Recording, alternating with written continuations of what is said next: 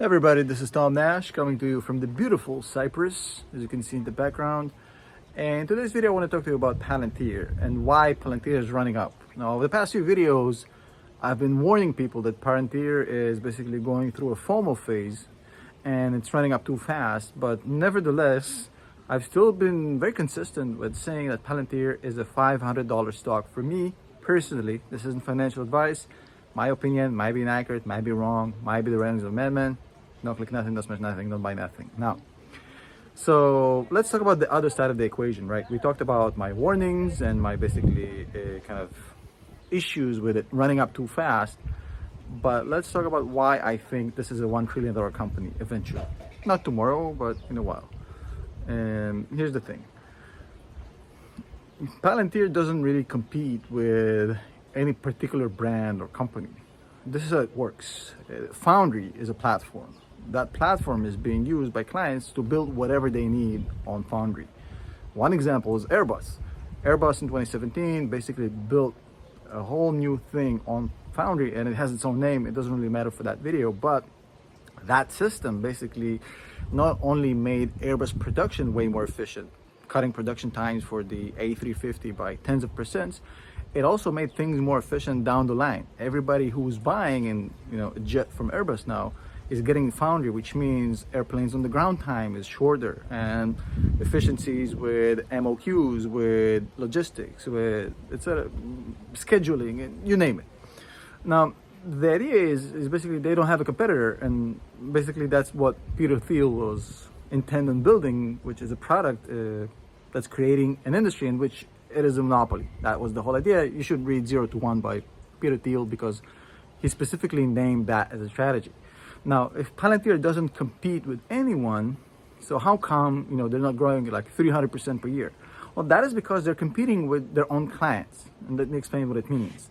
Now, Palantir comes in with the Foundry platform to a Fortune 500 company, which is their playground. That company already has something grown that they've built themselves. Probably a combination, amalgamation, some sort of a hybrid, they Frankenstein some sort of a software that basically serves as what Foundry is supposed to do, but it's much slower, much more expensive, and much less efficient.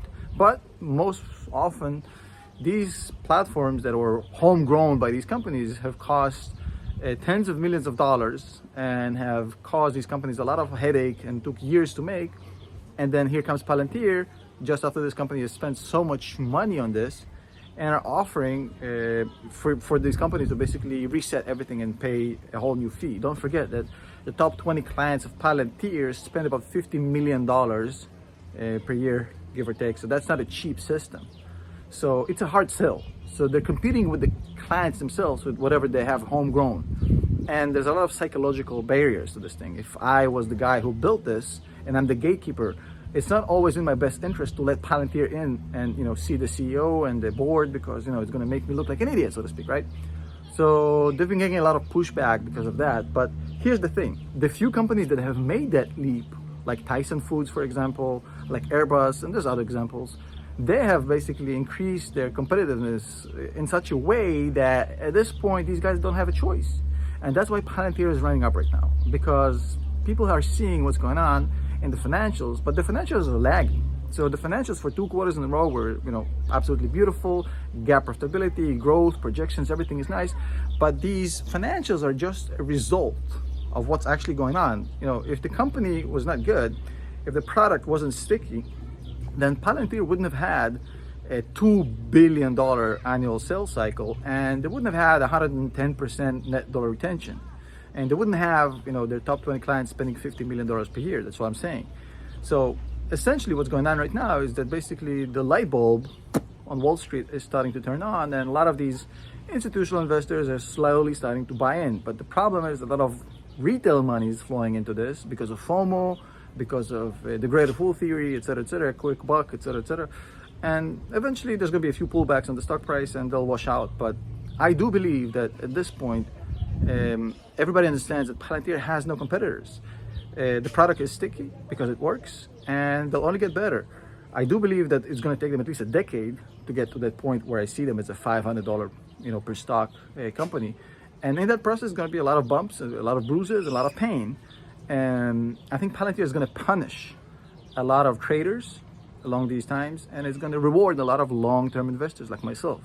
Now, I got in at $18. I bought at the height, I bought at the lows. It doesn't really matter. I'm in for the long haul, and that's my opinion. I'm going to stick to it. Thank you so much. Shout out from Cyprus. I'll see you in the next video.